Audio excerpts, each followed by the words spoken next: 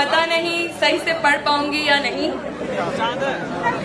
बाहर आई तो जैसे अखबार, लौट आए हैं फिर अदम से वो ख्वाब सारे, हिसाब सारे। बहुत यकीन है मुझे कि बोगनविलिया खिल चुका होगा हर तरफ जेएनयू में। 3 ही दिन तो नहीं थी, क्या ही फर्क पड़ता है। जेएनयू की इस धरती को, इस क्रांतिकारी धरती को, जेएनयू के तमाम क्रांतिकारी लोगों को मेरे तरफ से जय भीम, लाल सलाम और क्रांतिकारी धन्यवाद। बहुत पहले मैंने कहा था, जब हमें रस्टिकेट किया गया था, तभी मैंने कहा था कि बहार आएगी, जरूर आएगी। हर सर्द रात के बाद बहार जरूर आती है। सर्द कठोर चट्टानों को तोड़ के बाहर आती है और जेएनयू में तो बिल्कुल आएगी। और जेएनयू हर वक्त एक खूबसूरत फूल बनकर निखरता है, उसकी खुशबू चारों ओर फैलती है। और आप कितना भी हमें कुचलें, कितना भी हमें दबाएं, हम उतनी जोरों शोरों से खिल के निकलते हैं, उतने जोरों शोरों से उगते हैं और हमारी सुगंध हर जगह फैलती है। और फिर वही होगा, फिर वही हुआ है। साथियों, जब हम जेल में थे, मैं, कॉमरेड गोपिका, कॉमरेड नेहा, कॉमरेड गौरी साथ में थे। कॉमरेड दानिश थोड़ी अलग थी, एमआई रूम में थी, लेकिन ठीक है, उनको थोड़ा बेटर बेड मिल गया था। बहुत कुछ कहने के लिए है, समझ नहीं आ रहा क्या कहूं, क्या बताऊं कि तिहाड़ कैसा था, या ये बताऊं कि हमारे दिलो दिमाग में उलझने क्या थी। उन सारी उलझनों में एक उलझन सबसे ऊपर थी कि अब जेएनयू के पॉलिटिक्स का क्या होगा, कि अब एक प्रोटेस्ट करने के लिए, अपने हकों की मांग करने के लिए हमारे जेएनयू के गेट पे ताला लगाया, उस ताले को तोड़ने के लिए हमें तिहाड़ भेजा। इस सोच में हम पड़े थे कि अब क्या होगा। यहाँ आकर देखते हैं कि हम वही पाश के वही घास हैं कि तुम्हारे हर किए धरे पे उगाते हैं। हम ये सोच रहे थे, बार बार से हम पे इंक्वायरी कराया, हम पे एफआईआर पे फिर एफआईआर कराया, हमें गुंडे भेजे मारने के लिए। और तब भी उनका बस नहीं चला तो हमें गिरफ्तार करा लिया। हमारे बेल के बावजूद हमें जेल में रखा और पूरी कोशिश की कि छुट्टियों पे छुट्टियां आती जाएं और हम जेल में रहें। कोई बात नहीं, हम स्टूडेंट्स हैं, हम पॉलिटिकल साइंस पढ़ते हैं, हम सोशियोलॉजी पढ़ते हैं। वहां पे भी हम लोगों से बहुत सारी हमने बातें की, जाना कि इंडियन स्टेट किस तरीके का जुल्म ढाता है। हमने वहां पे जाना कि किस तरीके से जो global machinery, global racist capitalist machinery है, वो इंडिया के तिहाड़ जेल में भी है। वहां पे भी आपको वही स्लेवरी मिल जाएगी, वहां पे भी आपको black women and black men would be doing slavery, cleaning toilets over there. ये बताना बहुत जरूरी है कि किस तबके के लोग वहां पे रहते हैं। हम तो 3 दिन में छूट गए। हम यहाँ से उमर खालिद और शर्जिल इमाम को याद करते हैं कि 5 साल कैसे वो बिताया होगा उन्होंने। ये भी बताना चाहते हैं कि गुलफिशा को बेहद मोहब्बत से लोग याद करते हैं। कहते हैं एक शार्प सी लड़की थी, अभी रिहा हुई है, बहुत प्यार करते हैं। और ये वही लोग हैं, वहां जाते हैं और इनको बेहद प्यार मिलता है। हमें भी बहुत प्यार मिला वहां पे। दूध नहीं पी पाएंगे तो छुपा के कॉफी पिलाई हमको। हमें नमकीन, बेटा नमकीन खाओगे सुबह ले लेना।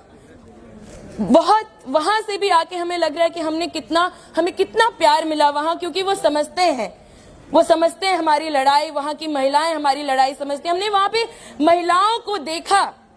बहुत मैं ग्लोरीफाई नहीं कर रही हूं, बिल्कुल रोमांटिक जगह नहीं है वो, बेहद बुरी जगह है वहां जाने के लिए। लेकिन देखा कि परिवार से दूर, मर्दों से दूर महिलाएं कैसे रह सकती हैं।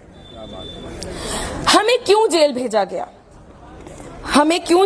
गया? एक बड़ा सवाल हम सबके दिमाग, अभी भी हम सोच रहे हैं कि हमें जेल क्यों भेजा। हमने ऐसा क्या किया?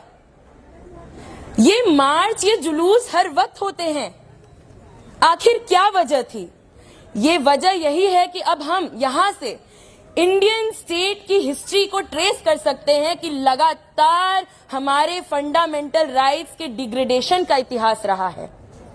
आज से 10 साल पहले इसी जेएनयू से कुछ लोगों को एंटी नेशनल टुकड़े टुकड़े गैंग करार करके जेल भेजा गया था।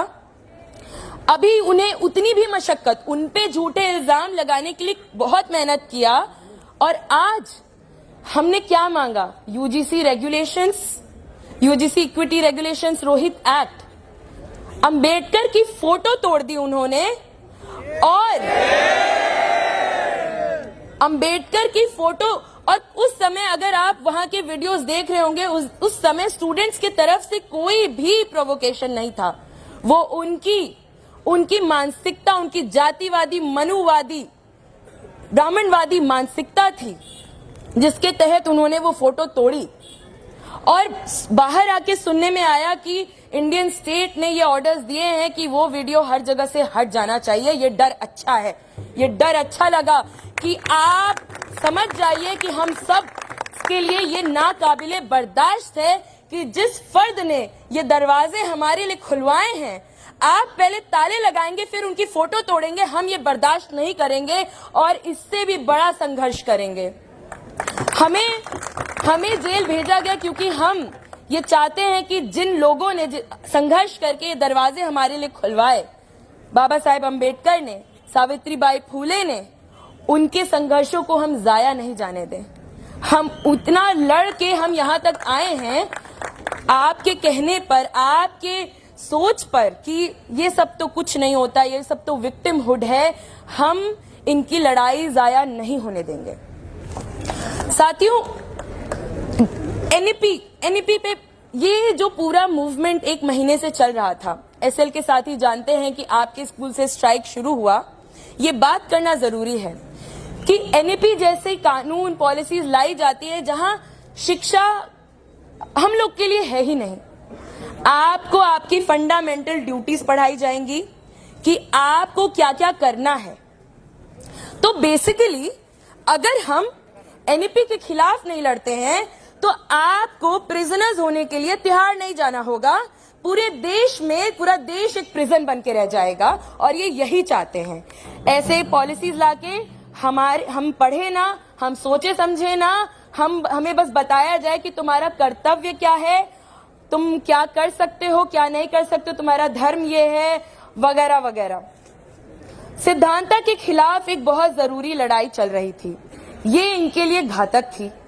तभी वीसी कहती है कि I will go, I might go but Siddhanta won't go. समझिए ये बहुत उनके लिए बहुत जरूरी स्टेप था कि सिद्धांता ये चाहते हैं कि हम ऐसी फर्जी पढ़ाई पढ़ें, हमारे लिए पढ़ाई लिखाई ना रहे। एनईपी जैसे कानून से सेंट्रलाइजेशन किया जा रहा है यूनिवर्सिटीज का, जहां पर वीसी एक चीज बोलेगी वो होगा, नहीं तो एसीपी के साथ उनका गठबंधन होगा और किसी न किसी धारा के तहत आपको अंदर भेज दिया जाएगा। ना सिर्फ इतना ही, उसके अलावा चाहे वो हमारी स्पेसेस, आप दुनिया के किसी इजराइल पैलेस्टीन पे लगातार बॉम्ब गिराता रहता है, वहां के लोगों के साथ साथ उनका देश, उनका घर, अपना घर, उनको पहचान में ही ना आए, अपना कुछ हो ना, ये करना भी बहुत जरूरी है। और ये हमारे साथ भी हम जैसे लोगों के साथ जो हमारे स्पेसेस है, हमसे लगातार छीनने की कोशिश की जाती है कि हमारी लाइब्रेरी हमारी ना रहे, हम वहां जाएं तो हमें बताना पड़े हम कौन है। रोज रोज आप जाएं, अंदर जाएं, बाहर आएं, आपको हर वक्त दिखाना पड़े कि आप कहीं क्रिमिनल तो नहीं हैं। They are criminalising each one of us, remember this. इसके खिलाफ ये लड़ाई थी कि इस देश में हर इंसान जो अपनी बात रखे, जो पढ़ता लिखता हो, वो क्रिमिनल ही ना बन जाए। उसी दिन जिस दिन हमारा जुलूस था, उसी दिन देश के कुछ हिस्सों में, सूरत में तमाम जो मजदूर है, कॉन्ट्रैक्चुअल वर्कर्स है, वो भी एक बड़ा जुलूस निकाले अपने हकों के लिए कि 12 घंटे काम नहीं करेंगे। आप देखिए ये सिर्फ हमारी लड़ाई नहीं है, देश के कोने कोने में लोग अपने अधिकारों के लिए लड़ रहे हैं, एक सुकून की जिंदगी के लिए लड़ रहे हैं, जहां पे उनको ना पढ़ने दिया जा रहा है। आपको पहले आपकी पढ़ाई खत्म की जाएगी, उसका एकेडमिक स्टैंडर्ड गिराया जाएगा, उसके बाद आप बाहर नौकरी के लिए जाएंगे तो आपको कहा जाएगा कि you are not qualified enough, आपके लिए नौकरी भी नहीं रखी जाएगी। ये तमाम एक सिस्टमैटिक चीज है जो हमारे साथ किया जा रहा है। बहुत कुछ नहीं बोलने का वक्त है, अब करने का ही वक्त है। और जेल से हमें बहुत बार बोला गया, पहली बार आए हो दूसरी बार मत आना। हमें नहीं पता कि अब आगे क्या होगा। बहुत कुछ आप सबके भी हाथ में है। फिर वही चीज दोहराते हैं कि अंदर बैठ के सोच रहे थे, कई दिनों से कह रहे थे कि rustication is the critical juncture point in the politics of JNU. उसके बियॉन्ड अब हम चले गए हैं, अब तिहाड़ चले गए हैं। Now this would be the critical juncture point of JNU's politics. We were worried, but I think we don't need to be worried any more. आप लोग सब साथ में हैं, जेएनयू आपके और हमारे हाथ में है। जेएनयू को खत्म करना, समझिए, इनके लिए बहुत जरूरी है। बार बार दोहराते हैं कि जेएनयू इनके लिए खतरा क्यों नहीं है, क्यों है? क्योंकि जेएनयू है तब तक सस्ती शिक्षा का मॉडल है, जेएनयू है तब तक महिलाएं चल फिर सकती हैं, घूम सकती हैं, बोल सकती हैं, जेएनयू है तब तक लोग, हर वर्ग से आते हुए लोग डेप्रीवेशन पॉइंट्स के तहत, चाहे आप बैकवर्ड रीजन से हो, बैकवर्ड कम्युनिटी से हो, आप यहाँ पे बात रख सकते हैं, अपनी राजनीति कर सकते हैं।